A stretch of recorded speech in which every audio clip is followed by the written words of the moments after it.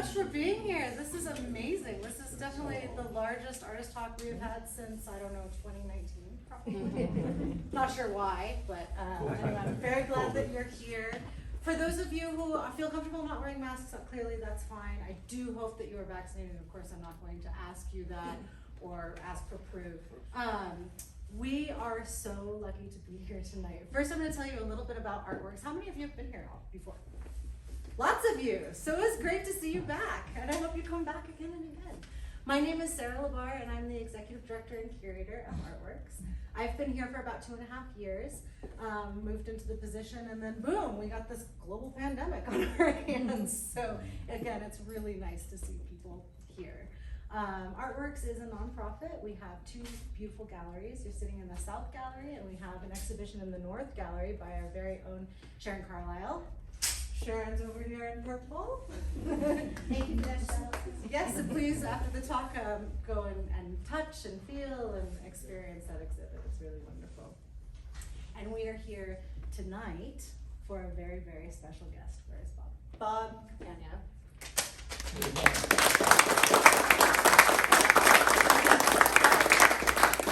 I have to brag about you a little more before you start talking. Okay. Go back to don't. Bob has been with Artworks since the very beginning in 2012. He left last year to go be with family in Iowa. And this is not a goodbye exhibition at all, not at all. It's a love affair with the West, as you can see. So a little bit about Bob. He lived in Colorado from 2007 to 2020. So lived in Loveland specifically for that long.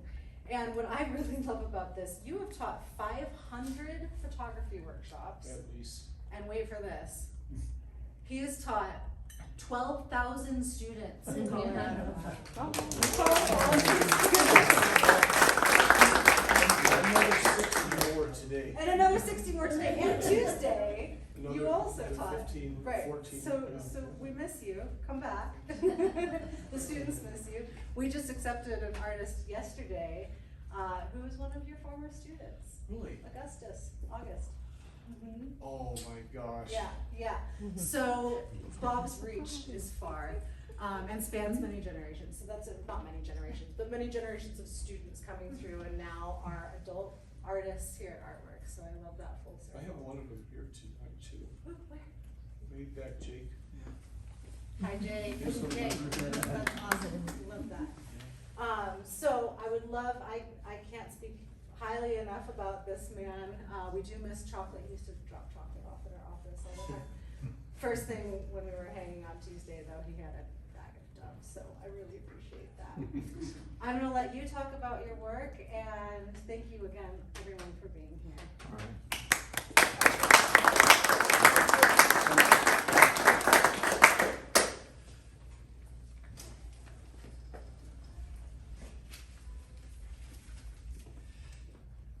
This is overwhelming. So above all, thank you to each of you.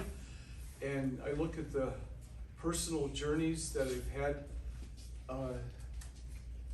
to get through to get to this spot. This exhibit, well, first of all, the fact of Artworks being here makes exhibits possible, and the fact of that having the ability to make an exhibit is what makes artistic life worthwhile in a way. And I've moved away from here in May of 2020 on relatively short notice because of changes in life and circumstance. And the fact of being here in Artworks is, I'm going to stand up so I can see the back row, you know, to see if they're misbehaving or anything.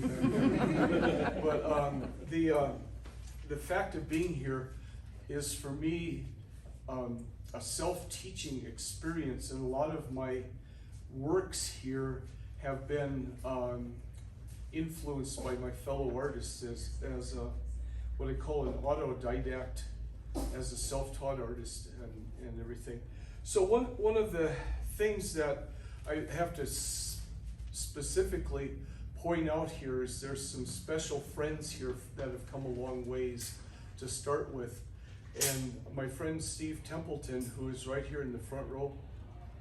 Okay, you will see his picture over here featured with me in 1972. So if you look at, he's part of the reason that this all started to happen and everything. And then my friend Dave Loebsack is right here, and my friend David Osterberg.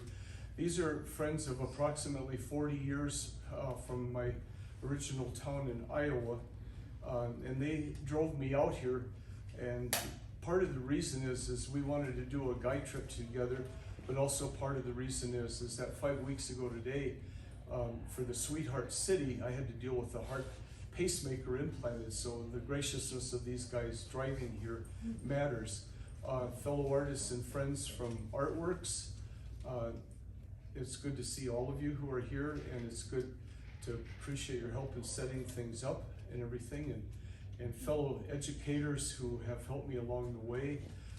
Greg was principal of a school where we had a darkroom at Bill Reed for many years, and then Pat Block and Don Deemer run the Rockridge Ranch west of town, and I remember it was in February of 2002 that a school bus full of kids pulled in an open gate, and I says, I like the looks of this place, let's bring the kids in to photograph. And Don was you were kind of overwhelmed by that. That's what, I mean, he's an experienced, good old guy that didn't know what to do with fifth graders walking into the but we did that. And then my colleague Sue Timer has been, I guess, my longest colleague here as a teaching with Lucille Irwin middle school, and my former student Jake is sitting in the back, and it could keep going on. And Courtney, I taught with her back 20 years ago, and so there's feels like a this is your life moment. I haven't identified everyone here, but we'll get to it, okay? But one of the things that I wanted to say about inspiration of photography is that the way that I view it with the camera is in a way spiritual from some of the readings that best explain it. Like, I've read the book Black Elk Speaks, and one of the quotes from Black Elk about his visions is that he said, it's the pictures that I remember and the words that went with them.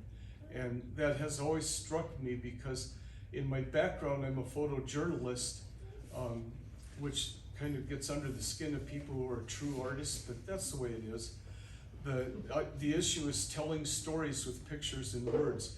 And another of my inspirations is a man named Oyesa, who was a Santee Dakota physician, and he was a poet, and he always had in his mind that, in his words, that the spiritual life is just to stop and pause in a moment of prayerful reflection and honoring.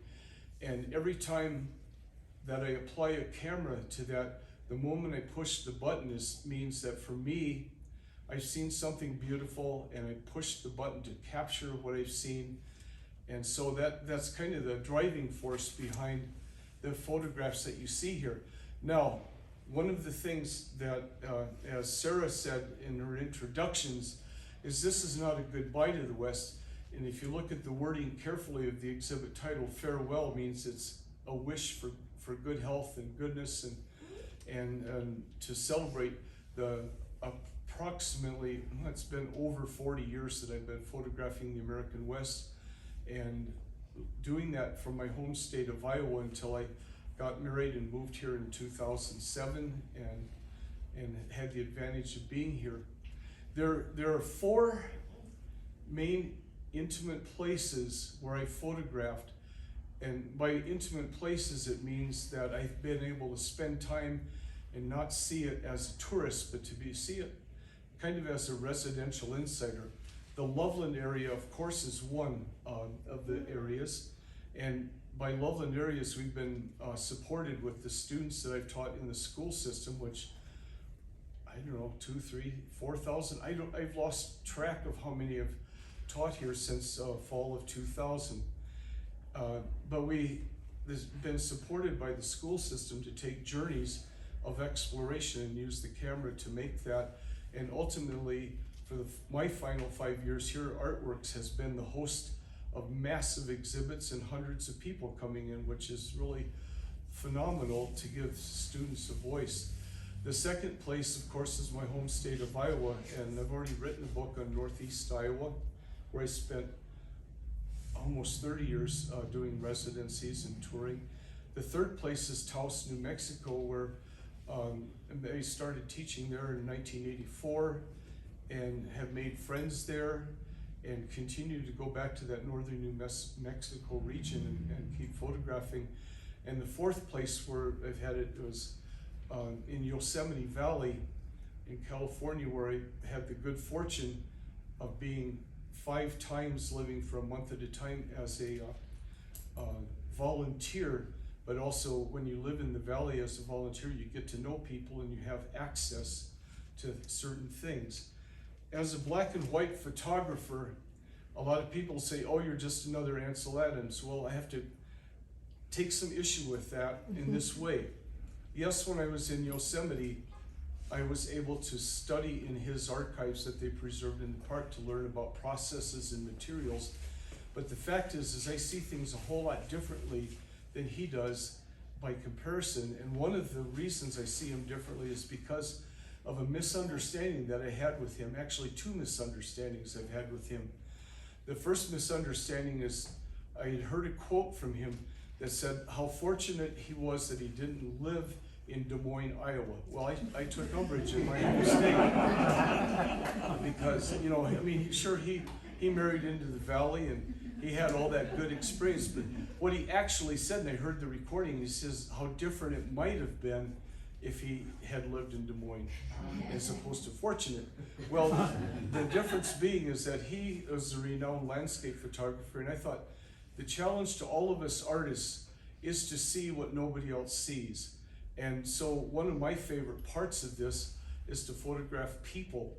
And he was not really good at photographing people, even though there's a few. But that the journeys that we've taken with students have always, to me, been a pursuit of finding the person who's out of the way, that's not in the limelight and everything like that. So we've gotten some back places, which is exactly what it was like to run into Don in the first place at the ranch, you know. This quirky turnoff with the left-hand turn with the bus, which is dangerous out there because of the traffic. The second issue I had with Ansel Adams was in 1984. I sent $200 down payment to go study under him, sent it in February, wrote him a check, got cash. He died in April, never got the money back. So that's, and I hold him personally responsible for that.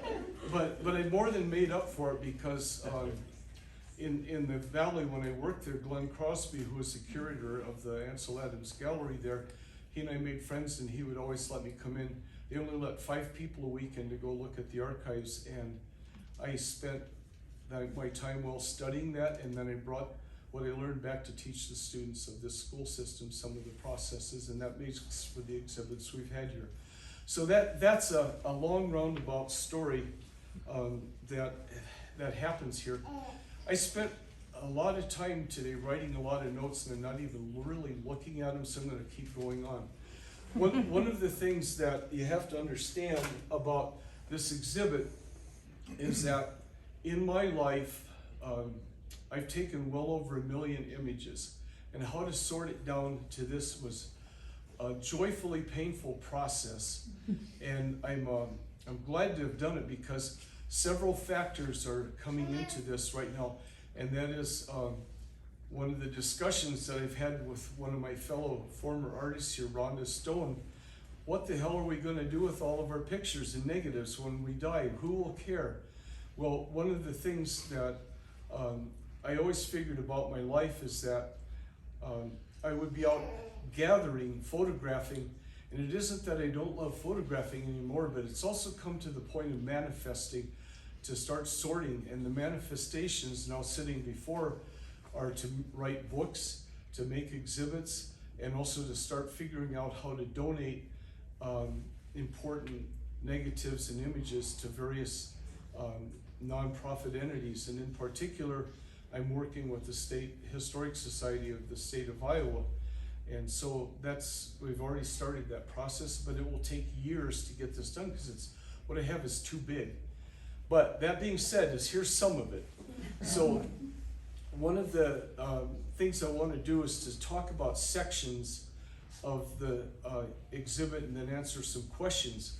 The entry section, the four big pieces that you see were my color interpretations going into digital, for example, and being able to piece them together in a fashion that was more than documentary, but also was interpretive, and how to align lines and backgrounds, just playing with it.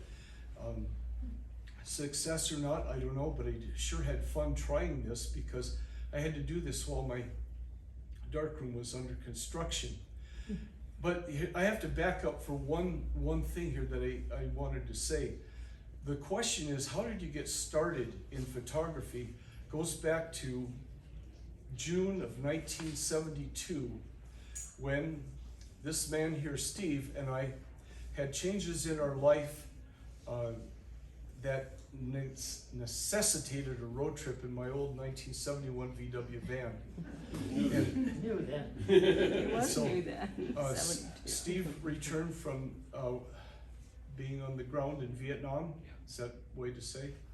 And I had finished my one and only full-time year as a high school teacher, and we both were facing changes and challenges. So we hopped in the van and went west for 3 weeks, 5,000 miles in 3 weeks, Far Point, San Diego, Southern Washington, Yellowstone, Grand Canyon, avoiding arrest. I think you've got to realize we're 23, okay? So, but we had a really great road trip to try and heal our souls and rediscover America. And the problem with that whole trip is there's only one picture that exists, and that's on this plaque over here, Steve and me with my mother and father in San Diego. And you'll notice several things about that picture that are not true today, namely hair, or lack. But the bottom line is that whole trip was insightful in this way that I came back saying, God, I wish I could have captured this more, but also really disregarding the West, because to me it seemed like lifeless rocks, and I was growing up in Iowa, which is an agrarian state, and everything was growing, and so I was kind of like trying to figure this one out. So the bottom line is Steve and I had an adventure that left a mental impression, and then 4 years later I bought a good camera and started photographing, and then the rest has gone either uphill or downhill since then. But that's how it all started, is the inspiration of traveling. You can pull him aside later to ask questions about the trip, okay? So anyway, I think the statute of limitations. Yeah. So the thing about this exhibit is it's divided into sections, and each section has a meaning to me as how it's put together. The square format, framed rectangularly, this whole section of Western scenes is both a documentary but also an interpretation, and it isn't just landscapes, but it's a celebration of some of the structure that happened. And the technique that I'm using in this is to do what's called a floating mountain. I learned this in the Ansel Adams archives, to dry mount a photograph full frame and then pull the mat back and sign in pencil so that the signature and the image are forever fused, but you can't remove that that fusion. For example, in the early days I was taught to always sign the mat, but people can change mats and the signature goes away. This keeps it fused together. And also the technique really keeps it as, to me, a clean and simple look that's different in format and everything. Each of these pieces, in an archival sense, is treated with selenium finish, which enriches the silver to it. which then putting this behind conservation glass, and if you protect them and display them, if you're an art investor, these are estimated to last about 2,000 years. So there's a lot of technical love and mastery that goes into creating these pieces. Problem with these 15 pieces that I have is I could probably have done this show 100 times over. And the idea is how to get it down to this really was a matter in part of influence of being here at Artworks and seeing designs of the land, not just straight documentary, but interpretations of how things fit together. Behind you, there's 8 quadrant black matted images, and those are printed with a technique that is done with a filed negative carrier. And what that does is it doesn't let any part of the negative be cropped or hiding. It shows you the full 100%. In this case, pulling back the mat and revealing the photograph, I had to sign this with an acid-free pigment pen. So again, the signature and the image is fused together, but it's a different style of presentation. Those 8 pieces are strictly Rocky Mountain National Park. And the 15 pieces here range all over the West, from Yellowstone or Arches or the Great Sand Dunes or Yosemite or Canyon de Chelly or the Pacific Ocean, Las Vegas. The Golden Gate Bridge is one of my favorite ones because everybody photographs the whole massive bridge. I decided to find a piece of the bridge where the sun was reflecting and leave it as an abstract. One of my cultural favorites is up in Mishawaka, the caboose that people live in, and I assume they do anyway. And you'll see a series of Devil's Tower in Yosemite, and well, this is always one that has always intrigued me. The house that no longer exists in Nebraska, and this what used to be a ranch that overlooked the Platte River Valley, and it had always been my imagination that this was built in the time when the Lakota would come up on horseback and they would see the Western migration happening right in front of this place, and it burned down about 10 years ago. And I'm not sure why, but it matters to me to tell a story of what it's like to record the west of the United States. Over in the far corner are 3 experiments here of digital color, and what you'll see here also is on the right hand side is 4 interpretations of the Great Sand Dunes. The middle is strictly Route 66 in Arizona, going the Mother Road and using a collage system, and then the left hand series is one that covers time of day and location, and the top image there is taken up on Trail Ridge at dawn, roughly early morning, and then the second, the Olmsted Point glacial erratic was taken at Yosemite midday. The third, Grand Canyon in the late afternoon, and the fourth is the moonrise over Capitol Reef. And obviously moonrise is right at dusk time. So I have times a day in diverse locations, but piecing them together as a kind of a watch, a timepiece for me of location and emotion that goes with the time of day. Behind me are 4 pieces that I created to be in the exhibit Renaissance that I had with Sylvia at the Loveland Museum. This has been almost 3 years ago, but they were important to bring back because part of the Western story is that I was invited to Taos to photograph the educational powwow. Our friend Rosenda Mondragon asked me to come do this as a fundraiser, and so what I did here is take 4 of the images and created them with an eyedropper and a spray bottle. And the point of the images to me was to have the people rising from the earth, and it was a celebration of my understanding of what caused Wounded Knee, the ghost dance, and I wanted to have the spirits rising, because the point of the ghost dance, to my understanding, was to bring back the elders, to rid the land of the white man, and to restore the goodness of the earth. And so these four are 4 of 12 one-of-a-kind pieces that I have that are a set that started at the Loveland Museum 3 years ago, and then they're with me right now. Then the labor-intensive wall, no wait, back it up.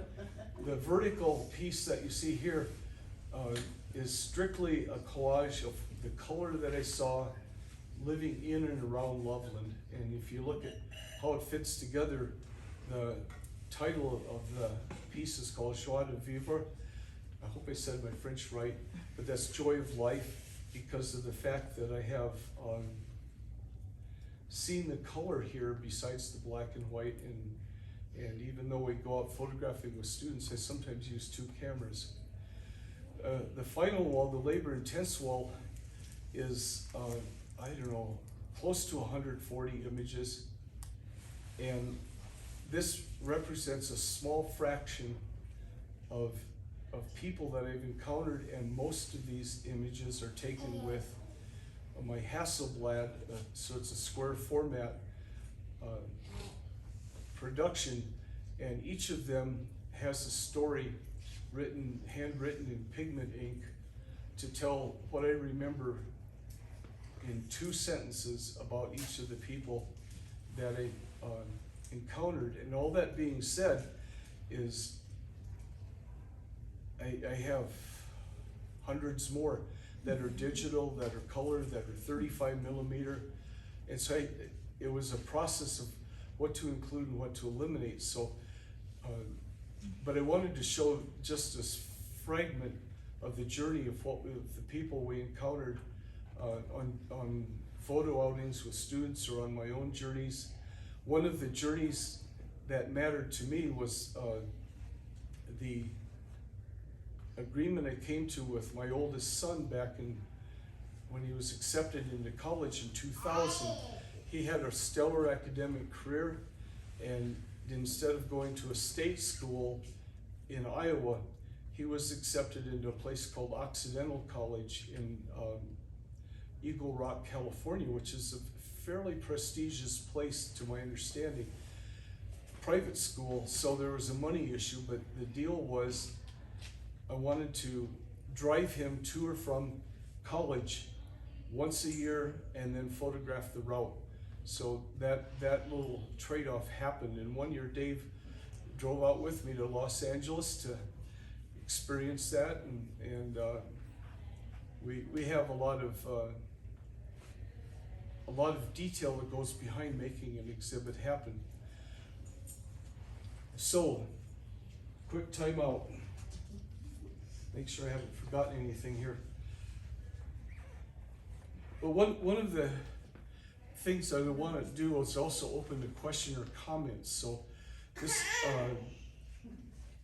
what to do with all these? How did it happen? We've explained that.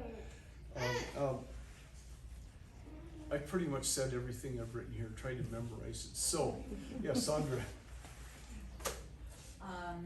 I see people sometimes that are so striking, I would love to take their photograph. Right. You can't just take someone's photograph without asking them, so how do you do that? Like, do you ask for permission?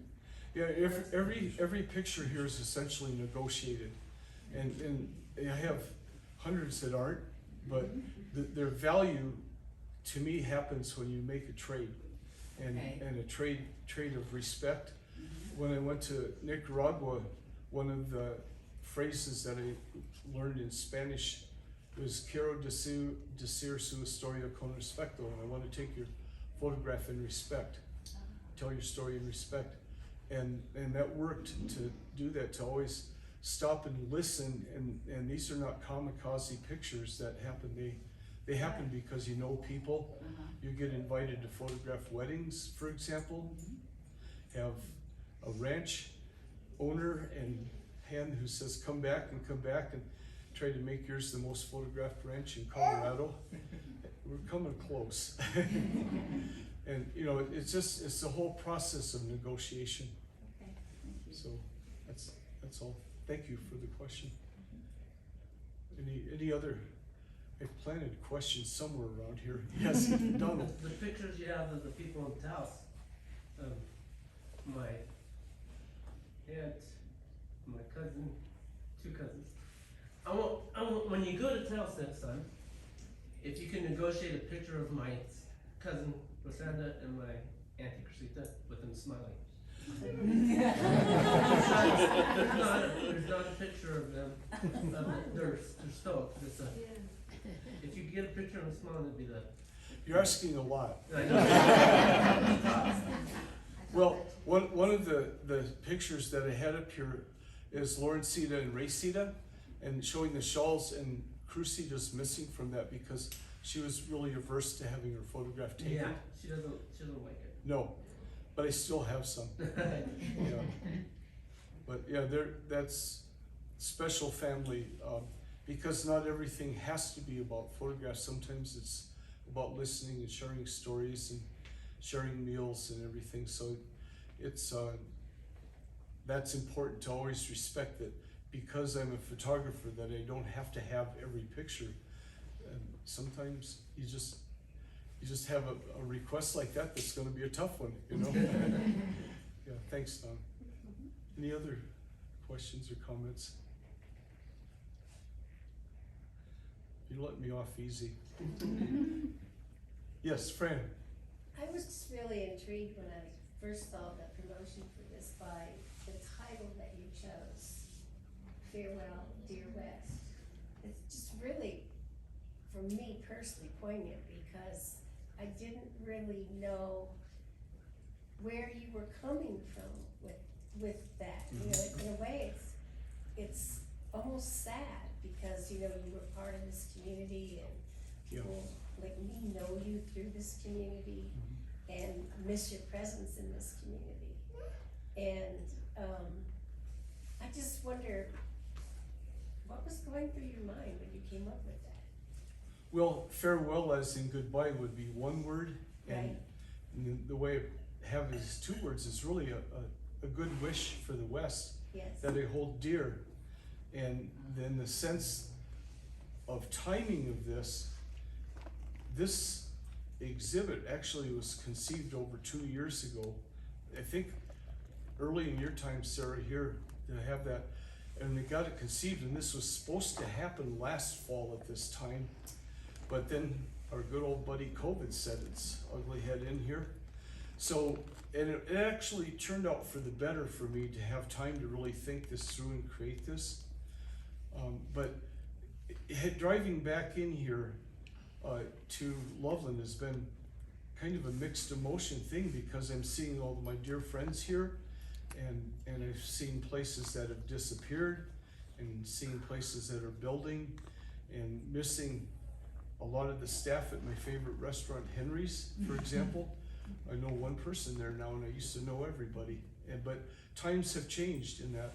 So all this is here in structuring this exhibit too, it had been my intention to actually have written this as a book, and all the parts are there. It's just I haven't done it yet. There's only so much I can do, and then having a health setback furthered the reallocation of energy. So, but yeah, I've figured it this way. Living in Loveland, the thing is to do the best you can where you are at the given moment. It doesn't always happen, but I try to adhere to that in my time here. And the same is true going back to Iowa, to give the community the best that I can.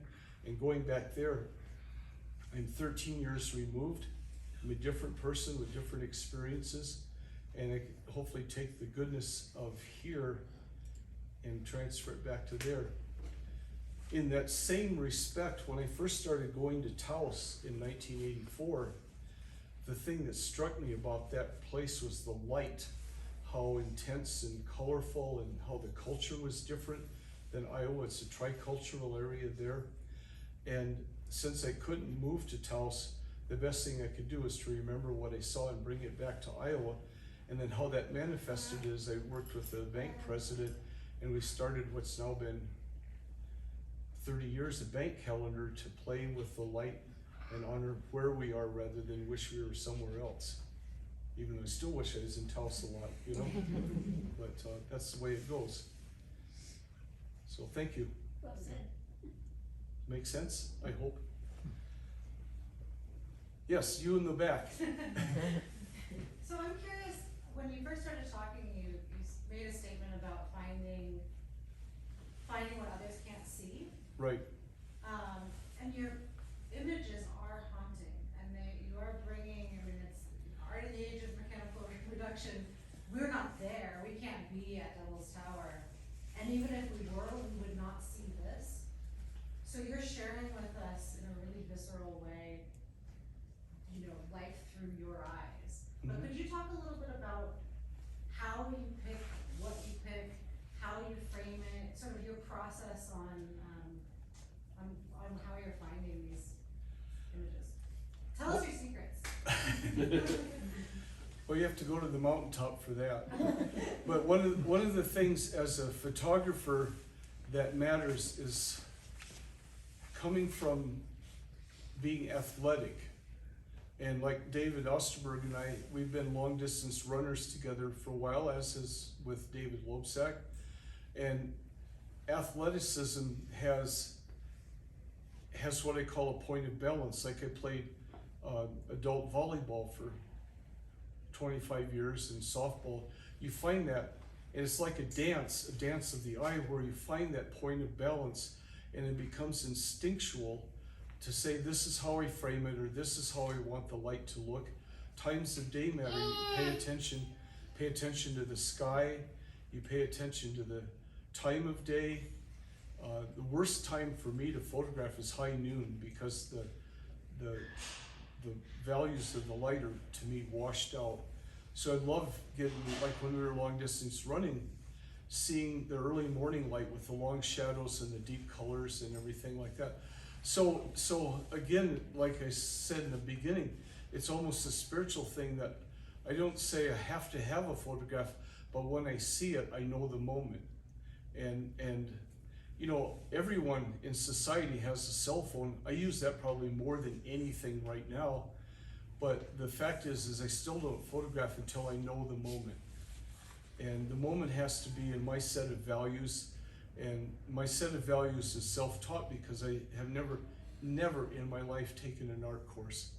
And yet the power of art happened when I committed the ultimate rebellion. I was director of public housing in Muscatine, Iowa for 5 years, working in a cubicle, and I started to pull open file drawers, and you start to see manila tabs sticking up, and I started to see shapes, and I thought, what in the world's going on? Because everybody thought I was like, you know, just fiddling around at my job, but it was one of those things that I learned.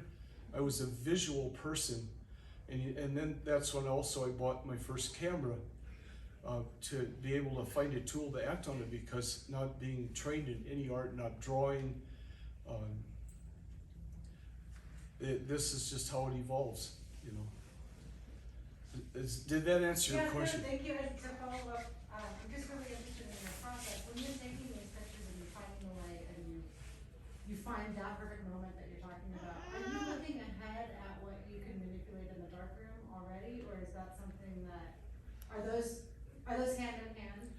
Yeah, it's one of the things, like I tell students, is try to imagine a photo first, but there's imagining how you will use it, for example, and like, for example, photographing people here, I had them, and I wasn't clear how I was going to use them yet, but I knew the stories, and then this exhibit helped bring forward how I would use that particular approach.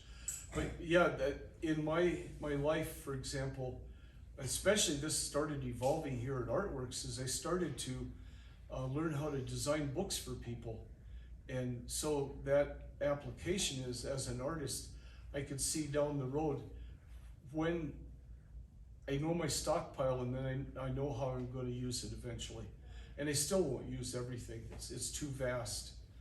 And I have come to that realization that I've done all this here photographing since 1976, so that's 45 years, I guess it is. But I don't have that many years left, so I have to figure out what to do in that respect. So it's a dilemma. That was gonna be my next question. What's next? In particular, what's next is I have an exhibit that's gonna happen in my hometown of Mount Vernon in October of next year, and that's reviving images I took of Cornell College students back in the early 1980s. So these are 40-year-old images, and it's gonna be timed with homecoming. And so these people who are now entering retirement age are gonna see the revival of their youthful moments. So it's kind of time travel, but also I'm considering how to physically create them to make them different than just a photograph. So this is gonna be a process.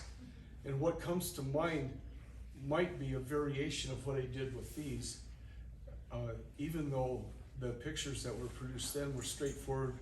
Social groups used them to make calendars and raise money by selling calendars of each other, and that was okay. So that's the next one. And then also with the State Historic Office, I have to start grouping negatives that I know that I'm done with, but I will still have access to if I need to.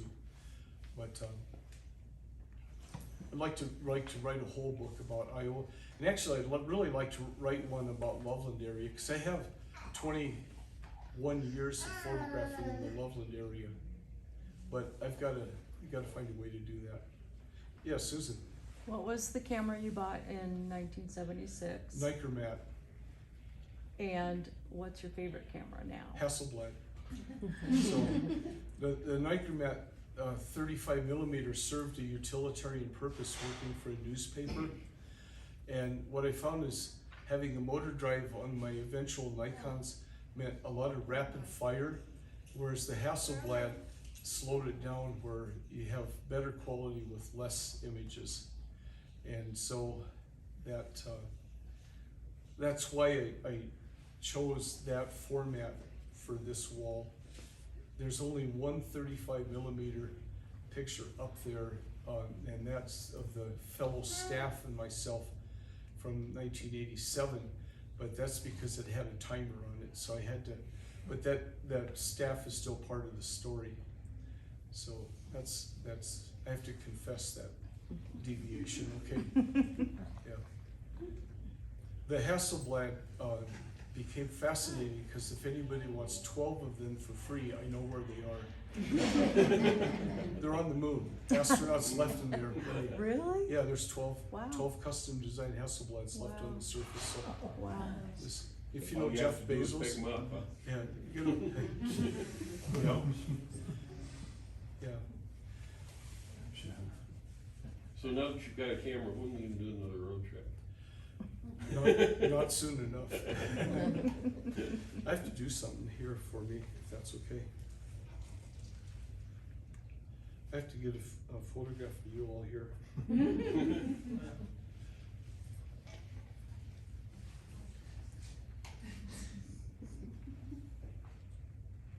There.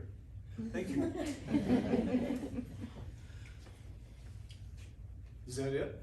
Ready to fly? All right. Yeah, we are. Well, thank you all for enduring and coming.